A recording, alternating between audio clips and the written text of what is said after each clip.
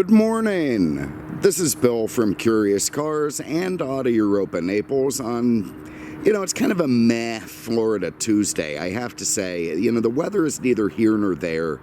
I'm still dripping, I'm still moist, but that's more a result of the whiskey, as somebody might have pointed out to me in one of the comment sections on the prior videos.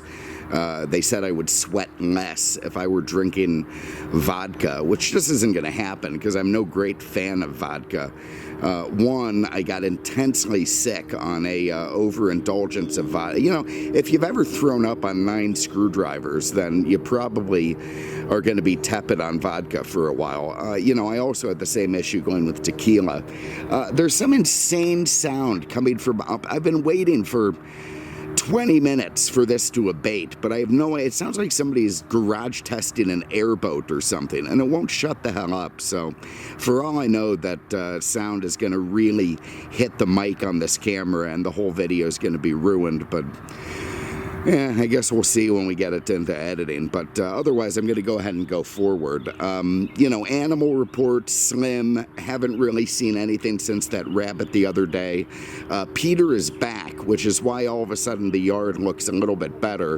And it's obviously somebody's broken out the air blower. His kid just didn't have the same love, apparently. So we've got that going for us. But otherwise, and I did scare the crap out of a cat today, which in return scared the crap out of me. I was moving Peter's Kubota. You can't just have a regular golf cart. You have to have a diesel-powered golf cart when you're at Peter's level. So he does. I hopped in so I could put this thing in the carport so it wouldn't get all misty. And as a result, the cat I hopped in the thing, fired it up. Apparently the cat was asleep, and it's a very sound sleeper. It didn't wake up when I just hopped in, but when I fired that thing up, it took off and scared the crap out of me, surely as much as it scared the cat. So he and I both had a bit of a rough morning. So the animals are they are what they are. I haven't really heard much from the birds either. And again, the goats are just a distant memory. The thing that surprises me the most are the deer.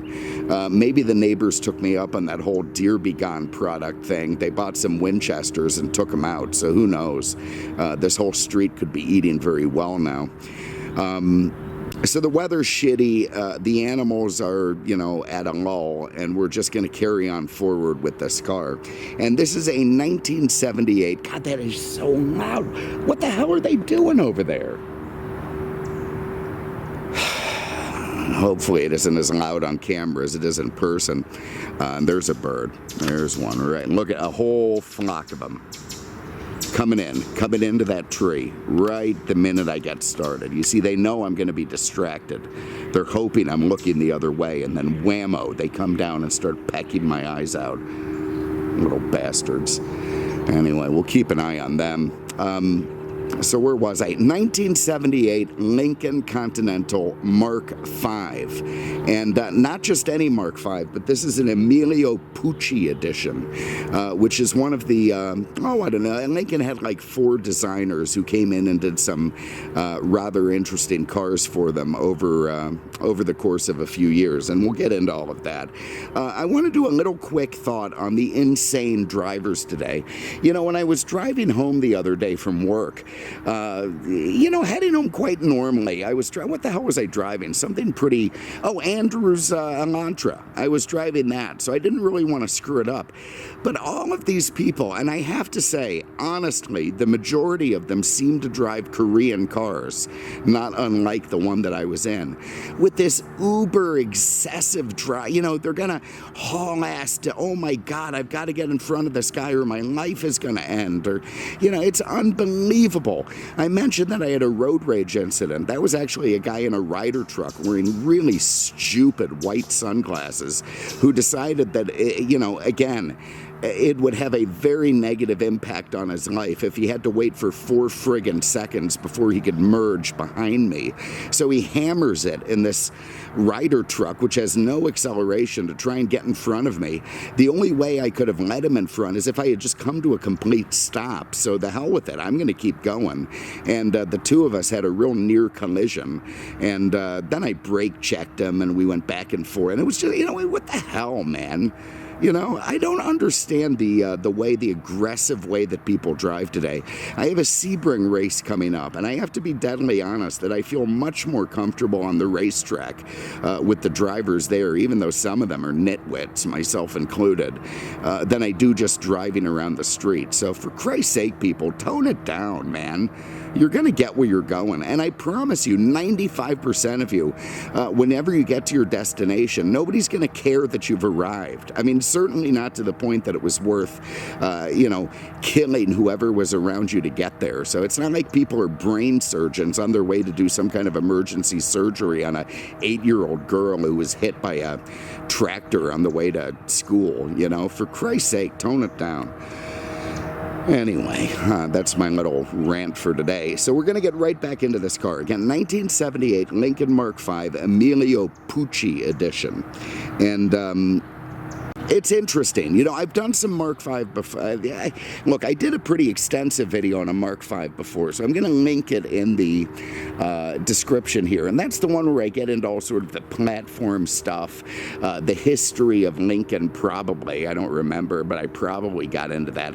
Certainly the history of the Continental. So I'm not going to rehash all of that, and we're going to take a different direction with this.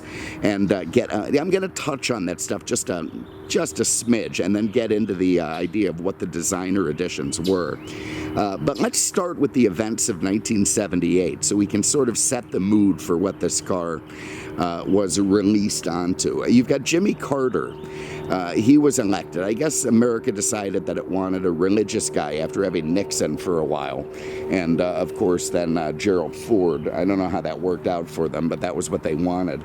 Obviously, unlike today, inflation was pretty high. Obviously everything cost a lot more, like a loaf of bread or gasoline or a gallon of milk, that sort of thing. Not as lucky as we are today with the way that inflation is. He had given away the we're not going to get into that. Okay, look, the number one story of the year, Space Invaders, came out. I mean, that's it. I mean, that was enormous. That was a very big deal. Everybody started playing it, and frankly, we need something like that today to distract us from all the crap that's going on. But that was a huge deal at the time. Also, the Camp David Accords were signed. Sounds kind of like a ostentatiously gay guy came up with a way to keep the Israelis and the Egyptians happy. But anyway, Camp David, they went there and they signed an accord, and it was a big deal, and they ended up with Nobel Peace Prizes or something as a result, so it was all enormous. In the UK, they had the first test tube baby, which, God knows what people are thinking, so you couldn't have a baby normally, so they decide they're going to create one inside a test tube. I mean, talk about really compounding the misery. So you end up with one of these little things that you have to put in a containment net later, and you pay a ton of money to do it. But, who am I to understand? The first cellular phone was released, the very first one, apparently in Illinois, which makes very little sense to me, but that's where it came out. Jim Jones, if you remember that cat, he had 900 of his followers kill themselves in Guyana after... one thing I hadn't realized, I sort of touched on it last night, was he had a bunch of gunmen go and take out a United States congressman who had come down to check him out. So that was one of the things that spawned him to have his followers all kill themselves by drinking the Kool-Aid, which apparently wasn't Kool-Aid at all. And Kool-Aid trademark wants you to know that. It was something called Flavor-Aid, which, from what I understand, they didn't actually have to add anything to it to kill it. They added cyanide or something, but there's, of course, because I forgot to put on the damn mute. Anyway, the Flavor-Aid killed everybody, and it was a, it was a pretty big deal. I won't call it a massive event in American history, but it was certainly a fascinating diversion. And apparently, prior to 9/11, was the largest amount of American citizens that had been taken out in one go. So, kudos there, Jim Jones, for having a pretty high body count, higher even than the son of Sam, who was convicted in and there's a B. right in my face. Anyway, the son of Sam was convicted and sentenced in 1978, and he seemed to be like a pretty decent cat who just ran afoul of things. What else do you have? The feel-good movie of the year came out, The Deer Hunter. Everybody loved it. Very heartwarming, neat thing. There was also Close Encounters of the Third Kind. If you remember, that little guy from Jaws built a mashed potato mountain that everybody went and visited. It was kind of an interesting flick. You had Grease. You had Saturday Night Fever. All very fascinating. Sweden banned aerosol sprays, which ruined everything for the rest of us. So, you had that going on. TV-wise, I'm choking to death. You had the Rockford Files. You had Jim Rockford driving that detuned Formula to make it look like an Esprit. He was a bit of a hot rodder, kind of a cool cat. You had the Love Boat, who could forget Captain Steubing floating that thing around, and, all the sex going on that thing. Probably that also means Fantasy Island was on, because I remember watching that as a kid. Chips, and of course Happy Days. So this is it. That's the scene for which this car was released. And look, Mark V, they made him for 3 years, 1977, 1978, and 1979. The thing was 230 inches long, like 19-some feet. Other than the Lincoln Town Coupe, and there's some debate as to whether that's classified as a sedan or not. It was the largest two-door Ford ever produced by the Ford Motor Company. I mean, it was enormous. And you could say, okay, well, that was what was going on at the time. Well, not exactly. Frankly, everything going on at the time was downsizing. GM had downsized all their birds. GM had downsized all their stuff in 1977. So, Lincoln decided, the hell with it. We're going to buck the trend. We're going to embrace cars of the past. We're going to take this personal luxury coupe to its peak. And we're going to build these giant suckers. And I think they're going to sell well. And they did. It actually worked out very, very well for Lincoln. Cadillac buyers who didn't want a smaller Cadillac, even Mercedes buyers, a lot of people flocked over to the Mark V because it was the last hurrah of the true no-holds-barred American big V8, big car. Look, man, even in 79, this was before the days when everybody had to be some part of a social conscience movement. There was still... You could still avoid all of that without being castigated on Instagram. You could still be somebody who celebrated the no restrictions, big V8 powers. The muscle car era was long over. There was no doubt about that. But the upper brass at Ford didn't get that memo all the way, at least until 1980. So for 3 years, they built this enormous car that was not just longer than the prior Mark IV, but it was a little bit lower, which just made the dimension. When you looked at it, it just had a tremendous impact. And they sold like hotcakes. They sold almost 230,000 of these things over the course of 3 years. And it all, it worked very well for Ford. But one could argue that their hurrah, cost them later on, because GM's downsizing started to pay dividends in a way that, Ford didn't get a hold of until a few years later. The Lincolns and, stuff that came out after this car were based on the terrific Panther platform. But that did take a little while to develop and become more appreciated. So here it was, and people were going absolutely nuts for it. It was the 4th generation Mark. It was the 3rd after the Mark III. So there I am, belching up my whiskey this morning. I've switched brands, by the way. I'm a big believer in the Jack Daniels, but when I was at the last race, I drank something called 1792, and even though it seemed kind of silly, frivolous to me, it actually was nice and smooth. So I've bought a bottle of that, and I'm trying it out, but I'm belching it up this morning, so I had to pause and edit that out so I don't make everybody sick. Absolutely wonderful. I don't remember where the hell I was either. But anyway, the Mark III came out in 69 and was an immediate success. And that's where Lee Iacocca said, hey, holy shit, let's put a Thunderbird grill a Thunderbird grill. You know, there it is. There's the whiskey in full force. Let's put a Rolls-Royce grill on the Thunderbird and see what happens. And they did, and it sold like crazy. So the Mark series was born. The Mark III became the Mark IV in like 1972. And then, of course, the Mark IV became the Mark V in 1977. The prior two Marks were based on the Thunderbird platform, which was enormous at the time, a very big platform. A common mistake is that the 77 through 79 Thunderbird was based on this body, this platform, because they look kind of similar, but it was not. In fact, the 77 Thunderbird was downsized from the 76 and started to ride the Mercury Cougar platform, which was like 8 or 10 inches shorter, so it was much lighter. It was a very significant weight downsizing and almost visual downsizing, but not quite.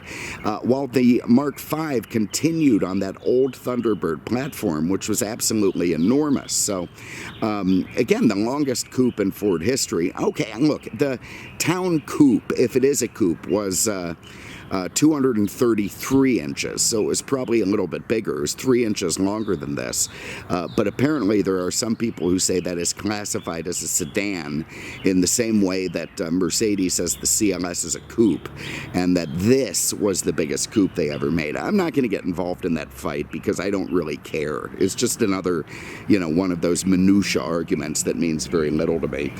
Let's just say this is a big MFer, and we'll, you know, go with that. But anyway, they were selling like crazy.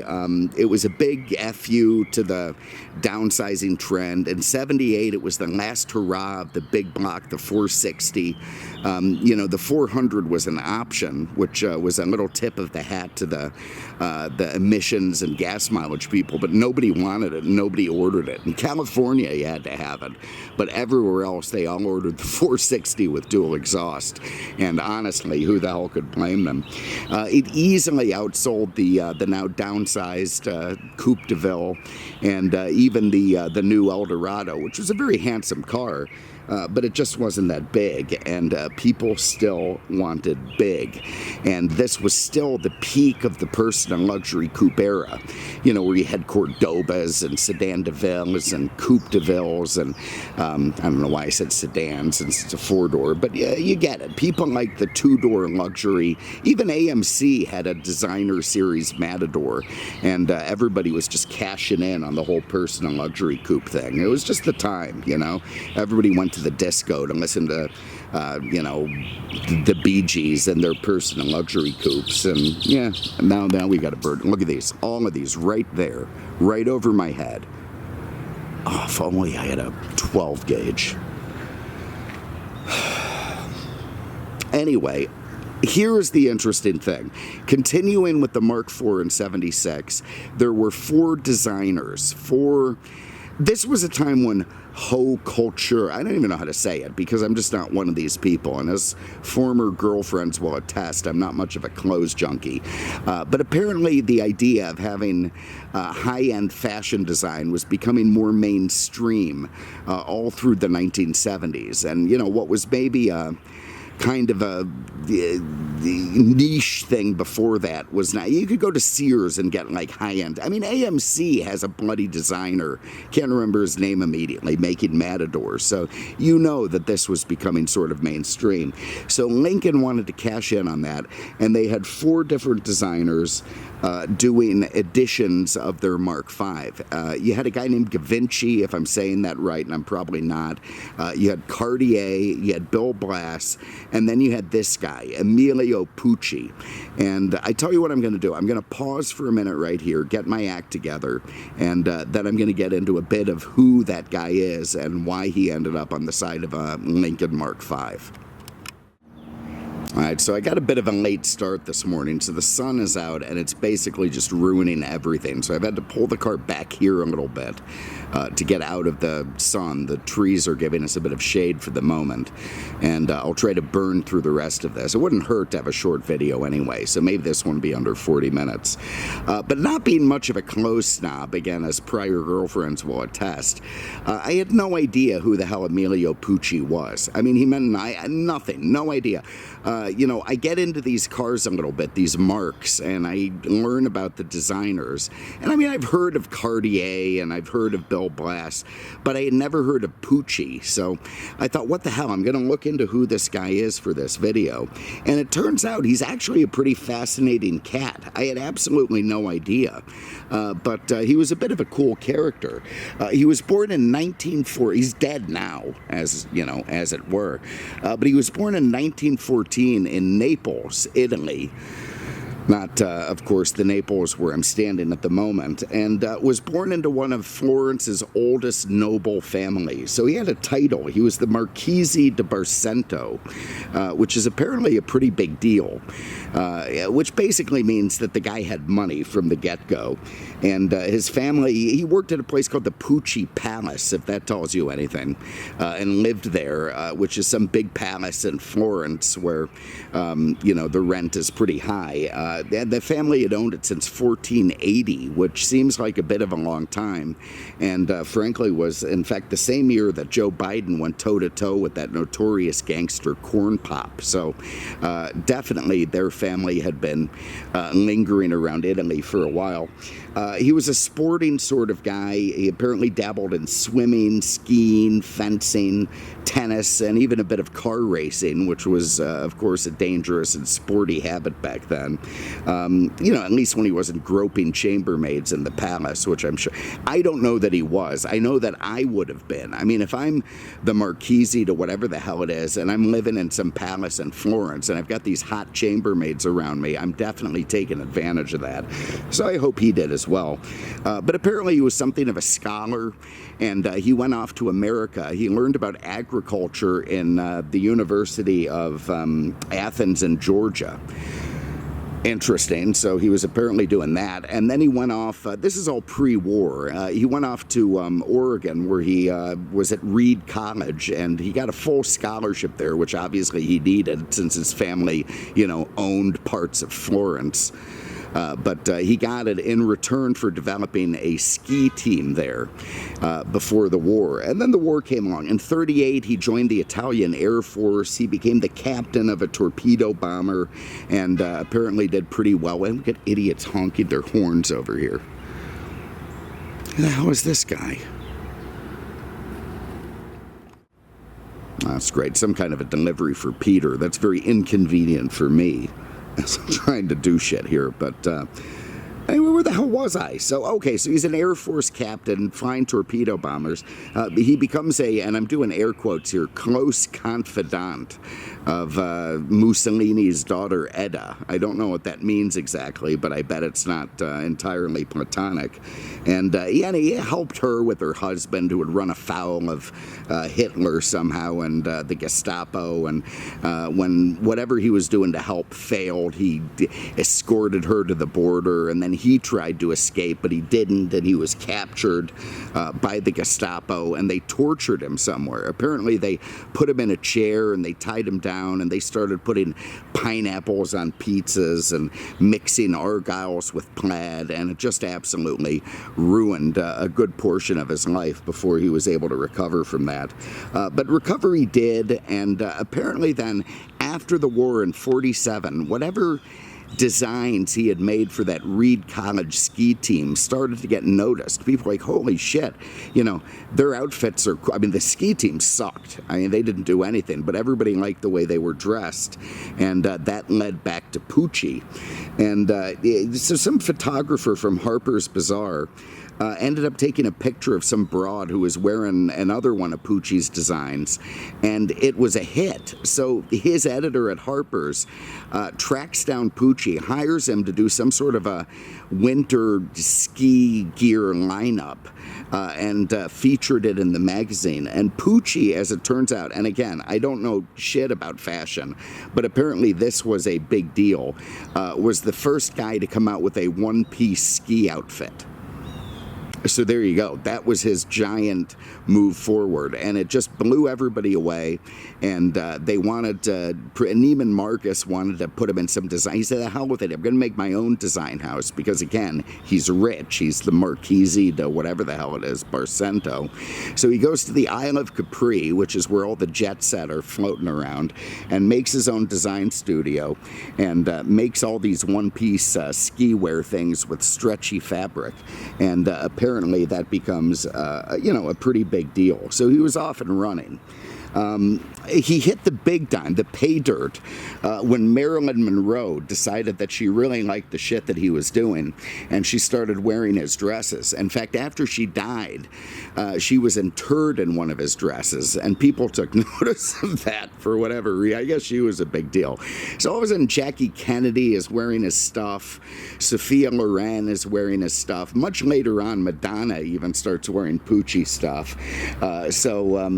He's really hitting the big time and starting to really sell a bunch of stuff. And he turns out he didn't even need the family money because all this stuff was happening.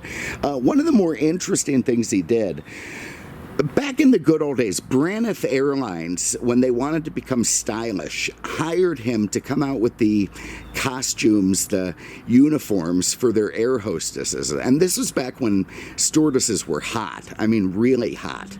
And so Pucci started designing their outfit. He also did shit for the pilots, like turtlenecks and, all these sort of stuff that you could remove a jacket and it would still look good, and then add something, or scarves, or, ascots, whatever. But anyway, the stewardesses were ahead. And one of the more interesting things was a space helmet, which he called it. I think Braniff called it a rain helmet. But it was this big, clear tube that the ladies would put on their heads to protect their hairdos when they were running between jets, so their hairdos wouldn't get rained on, and the jet wash from the old 707s or whatever they were didn't make them all frizzy. So whatever. Apparently that was another thing, a feather in his cap. That went on to even the moon program. The Apollo 15 used a logo that he designed as their mission patch.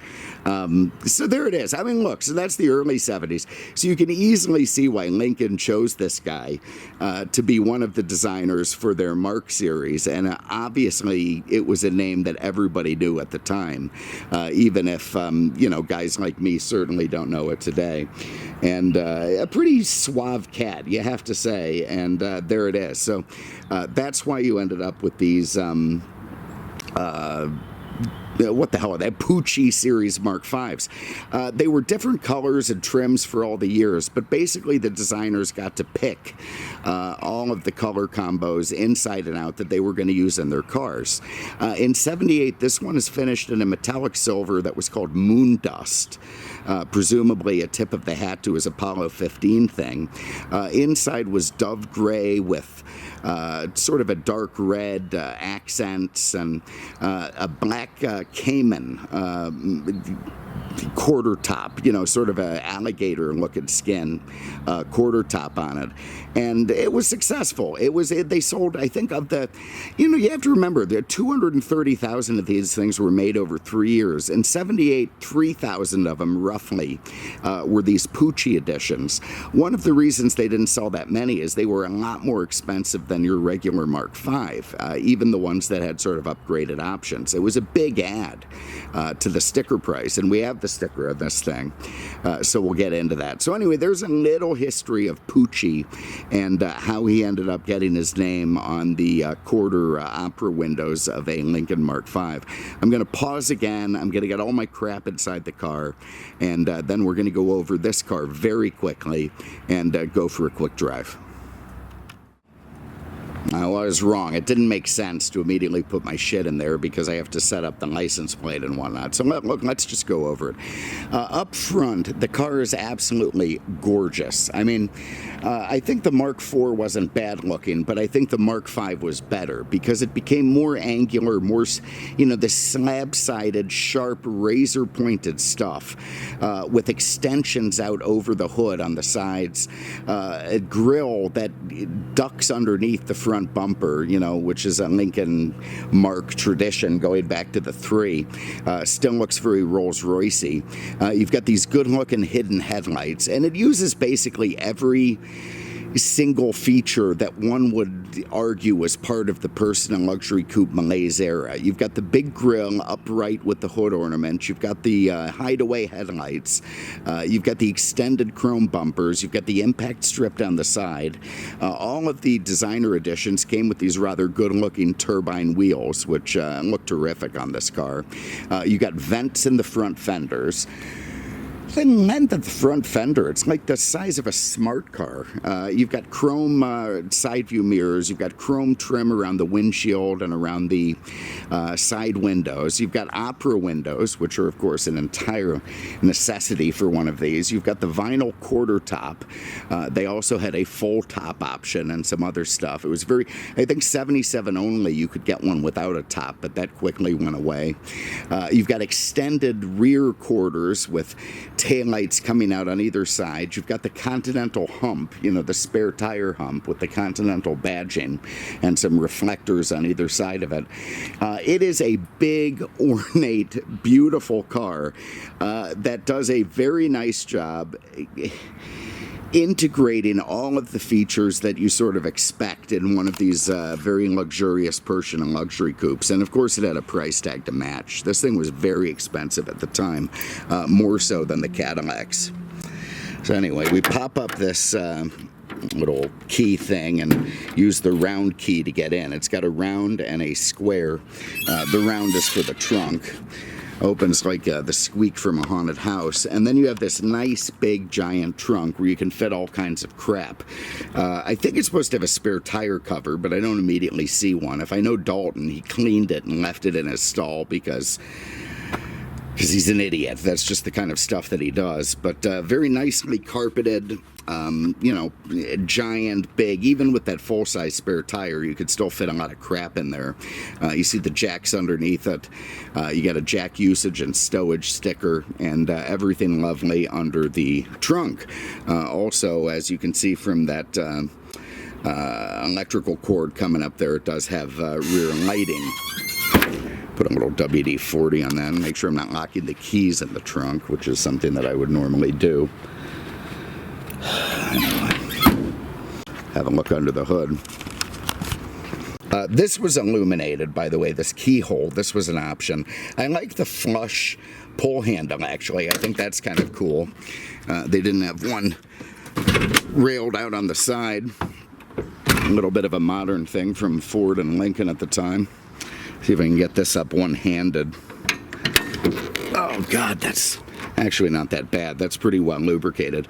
And being a 78, you could still get the 460, which most people did. I mean, unless you were stuck in California with all of their emissions crap and you had to have the 400, you could otherwise still order this big block 460 with a 4-barrel, dual exhaust, posi traction rear end, which this one has, and was, the last hurrah for the enormous V8 engines from Ford. Still, one of the biggest they put in one of these cars. So the 400, believe it or not, as big as it sounds, was the smallest they had ever put in one of these cars. So this was just a great time. Still over 200 horsepower, which doesn't sound like a lot today, but in 1978, that was still a fairly big deal, and has plenty of pep and torque to motivate this car down the road. On top of, the engine, these things all had four-wheel disc brakes standard, which was cool. They had an anti-lock braking system, which you could get, which was, of course, very early, and were, fairly modern for the time, and certainly packed in some of the features that you would expect in an extremely high-end luxury car. I also like the way the wipers are hidden under the hood, not exposed and gaudy, and I'm sure Emilio Pucci appreciated that. This is a pretty low mileage example, 39,000 miles. still has this little, disintegratable shit that's running into the air cleaner. You've got another side air cleaner that looks like an oil filter on the side of the air cleaner, and all of the original stickers and chalk marks are where they should be, and everything looking pretty good under there. So let's get that back down. And I tell you what, at this stage, I'm going to put all my crap in the trunk. Then we're going to hop in and go for a spin.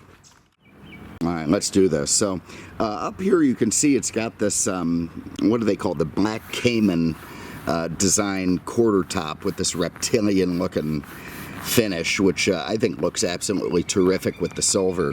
Here you see the Emilio Pucci signature in the opera window, which is of course part of that designer series, and you've got a rear defrost on it, which of course works fine. I think the car is incredibly handsome. They've been undervalued for some time. You could actually get these things pretty cheap. That's changing. Recently they've been absolutely skyrocketing, particularly the collector version. So look, I mean, obviously this is one that I bought and I'm selling, so I have a certain interest in it, but I'm telling you now, you don't have to take my word for it. These are pretty good investments, particularly the ones that are upmarket like this.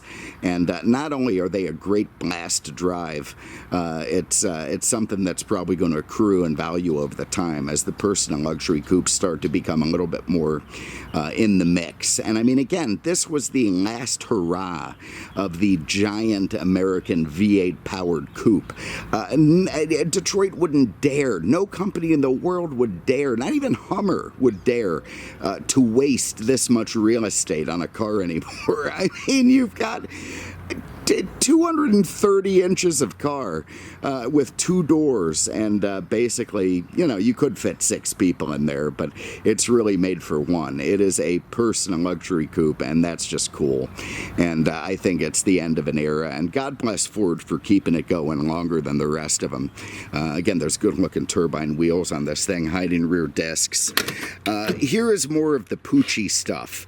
That again, these Mark V's in the designer editions got special trim. So this one got all this deep pile red carpet and red accents with dove gray leather in between. You've got these beautiful dove gray leather seats with the red accents. You've got red seat belts. I mean, the thing is just cool. It's just absolutely gorgeous to look at. And like you flip it forward, you got the dark red on the back of the seat with the gray insert. They just don't do stuff like this anymore. This was true luxury in a way, an American way that no longer exists. You've got all these sort of dark and humorless European cars passing for luxury, and the Americans just all copied them. And it's a shame. Gone is the time when we had stuff like this. You can see in the back, your Canadians are going to be chipper as hell. They've got pretty damn good leg room. They've got expanses of leather. Again, you put a guy and a girl back here, and nature's going to take its course. I mean, it's like the marital suite at the Hyatt. I mean, it is a big, comfy rear seat. And in '78, if you're heading to a Blue Oyster Cult concert or a Foreigner concert, smoking a doobie back there, that's really going to set the mood. And of course, you got the opera windows with the little lights, into the top of them. It's just very, very nice back there, and a sweet place to be. Up front, again, you've got this expansive door panel. I mean, it's absolutely enormous, the length of this door. It's got, of course, signal lighting in the side of it, because if this thing's open on the side of the road, it's going to be very hard to not hit. You've got an ashtray that your rear passengers can use. There's another one, of course, for the front passengers. You've got power seats, power windows, door locks, a little pulley handle, and let's just hop in. You've got this ridiculously thin steering wheel with over-assisted power steering, which you're barely, you could steer it with your pinky. You got a row of idiot lights up top. You've got what looks like crystal cut gauges. You've got a Cartier clock here on the left, so you've got conflicting designers. I'm going to pull this car. This car was not quite ready for prime time. We got to put a fuel sending unit in it because that's not working. The clock isn't working, and I want to see if we can get that stuff going. But, you know, what are you going to do? Sometimes you just got to get a car in the move. It has... what does it have? Automatic headlamps, auto lamps with dimmer. For some reason, the vacuum system in this one is working fantastic. The lights stay closed permanently. It's the first Mark V I had where the lights didn't open up. You know, some of them open up after a few hours, some after a few days. This one can sit for a week and the lights stay closed. So good vacuum in this thing. You also down here have automatic climate control, electric de-icing. You've got a remote mirror on the driver's side. You've got the optional remote mirror on the passenger side. You've got the world's biggest cigar lighter. I mean, this thing's enormous. Looks like it was used a little bit, thank God, because I couldn't imagine that whoever drove this wasn't smoking back in the day. You got your wipers over there. You've got column shift for that C6 3-speed transmission, which they all had. This one is tilt wheel. You push the turn signal stalk forward. You got speed control on part of the fake wood on the dash. Let's see if the horn works. Got a nice big potent horn. There's a Panasonic 8-track in this thing. So that means either it came with an AM/FM with no 8-track and somebody wanted an 8-track, or maybe the original radio took a shed and they put that in. But either way, it's period correct and works fine. And of course, there's a nice proper ashtray. You got more of the faux wood over there with the Continental logo, and you got a very nice original book set with an owner's manual. These are the original Ford keys, by the way, so that's nice to have. And even the window sticker, which is a rare treat in a car from this vintage. So let's see what we got. So there it is, Continental Mark V. You've got your designer series, the Emilio Pucci model, including leather with vinyl interior, landau roof, 6-way passenger seat, blah, blah, blah, turbine spoke wheels. That was, looks like $1,800 on top of the $12,000. By the time you get to the bottom line, this thing's at $15,597, which is a shocking amount of money in 1978. It's a ton of money and probably costs more than most of the competing Cadillacs. So anyway, I'll zero in on that, but there'll be photos on the website if you want to look at it a little better. And transportation, of course, I'm sure they made a lot of money on these cars back in the day. So there you go. Nice to have all that with it. Up here, because it's a Pucci that's peeling off a little bit up at the top, you get this Pucci-looking design cocaine mirror where the lights are still working. I don't know if they're doing coke in 78. I don't know what they were doing, but they're probably having fun. And that's all working fine. Oh, God, it's stiff, though. Over here, you've still got all the starting instructions up there. And more of the Pucci design sun visor stuff. And I don't know. Let's see if that's working. I gotta get that out. Yeah, look at that. So the sun visors with vanity mirrors are still working fine. And have that Emilio Pucci. I could say that all day. And, of course, a very standard-looking review mirror. So I did do a quick video of the headlights on this thing. I'll probably put that on the features channel, and I'll run it at the beginning of this car's video as well. So anyway, let's fire up that big 460. Got the defrost going.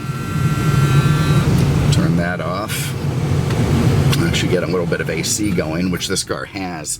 Had cold AC the day I bought it, which makes it an absolute rarity in the... turn it off because it's kind of noisy. We get it when we start going.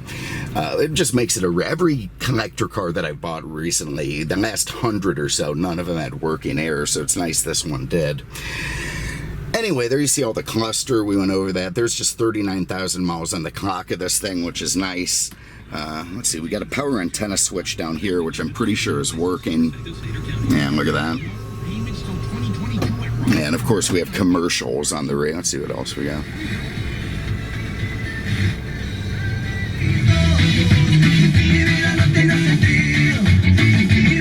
Wonderful. Okay, so we've got that going. I'm going to go ahead and turn that off. I forgot to bring 8 tracks with me, so we're not going to have any of them going. Let me put the windows down, see if they work. They do. Very nice. So we've got that, and I'm going to tilt the wheel down a little bit more, and let's go for a spin. The vista from that, you know, I'm behind the driver's seat, obviously, if I'm driving the car, and the vista out the windshield is about as stunning as any car that's ever... Oh, I've got to get Peter's stupid delivery. Let's see what the hell that was. So look, let me tell you, the doors on this car are no joke. Last night I was researching to do this video, and it was in my carport, and I ended up closing the door. I was wearing loose shorts at the time. I closed the door on my pocket and crushed my phone and Bluetooth right in between. Actually smashed the phone. Look at this thing. Yeah, so I've got that. You know, all of a sudden the phone has got these weird bars on it. The Bluetooth stopped working altogether, and everything got screwed. So the last thing you want to do is close. I mean, with these loose shorts, if I'd been turned a little bit more towards the front of the car, I'd be singing soprano right now, instead of just the phone being wounded. Anyway, so I was saying the vista from the front, and for some reason I've got ash, so whatever that sound was earlier was produced. Maybe it was a fire, I don't know what the hell it was, but I've got little bits of ash all over the car. But what a beautiful vista from out the windshield. I know I keep using that word, but I mean, it's like you're in your hotel room looking out over the Alps. Nothing is more beautiful than seeing these 2 creased fenders, this swooping hood angling towards the front, and then this beautiful big Lincoln emblem at the top. It's just a gorgeous way to look out the car. And I know Dalton's windshield is crap, but the hell with it. We're just going to go with it. You can see all that crap on the hood and the windshield. Because I can't do the interstate today, I'm going to go to the AT&T store and fix that phone before I head into work. I'm sure it means I've got to get a new one, which will be cheap. And so that I'm not going to be able to bury the odometer on this thing, which is a shame because I think it's well capable of it. It's a lovely car to steer down the road. And again, this is one of those things you don't really drive. You just navigate like you would an aircraft carrier. You try to aim it in some general direction. It would be helpful if it had a compass, and just make little course corrections with the steering wheel to keep yourself on track.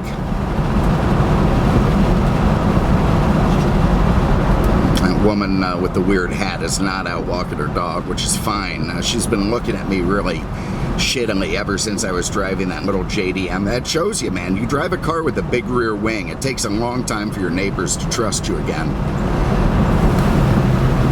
So it does have a 4-barrel on this 460, so you got 7.5 liters of, you know, even with like 209 horsepower, you still have a shitload of torque, and that is a bonus on this car. It does help motivate it down the road just fine for a big heavy cruiser.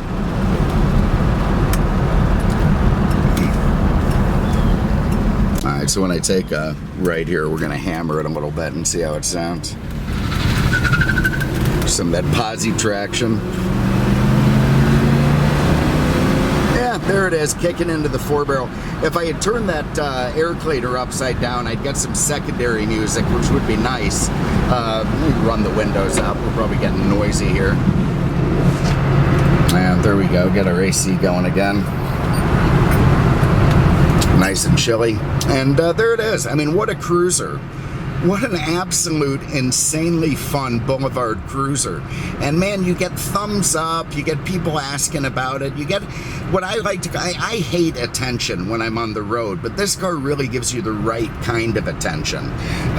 You know, the people who like JDM cars ignore it. The people who ask if your Cobra is real when you pull up at a gas station in a kit car, they also ignore it. And you just get kind of the cool and nice cats who, you know, haven't seen one of these in many years and are enamored by it. and want to give you a little bit of kudos for driving one. Oh my God, that car's beautiful. It's stunning, they say. And it's just a nice kind of attention that really doesn't bother me. On the road, obviously, it has enough pep to keep up with traffic, a nice flow. It'll cruise the interstate because in many ways that's what it was designed to do. And it's just a lovely collectible car with most of the parts still available at, Advance Auto or O'Reilly's. So it's a really easy collectible car to own, and I think that's part of what's driving the values up. You buy a Hispano Suiza, you're gonna have to have some guy, carve the parts on a lathe. I mean, this thing, you just go down to the local auto parts store. There were also 230,000 made, so there's still plenty of them in, wrecking yards and whatnot for you to salvage parts from. So I'm not going to ramble on, and there's going to be no interstate run today, so this is it. If you have an interest in this car, it's going to be for sale at Auto House of Naples, on the web at autohousenaples.com, or by phone at 239-263-8500. I want to thank you again for having a look today. I thank you again for getting us to 100,000 subscribers, and we're going to do what we can to keep these videos coming. And the Cordoba was in the shop yesterday, and we've ordered parts for it finally. I know I've been saying it's coming for a long time, but it really, really is. This time, damn it, it's coming. And I do promise to do the old diesel Silverado at some point for the 4 guys who have an interest in looking at it. Anyway, thank you very much. Appreciate it. And we will see you with the next one. Take care.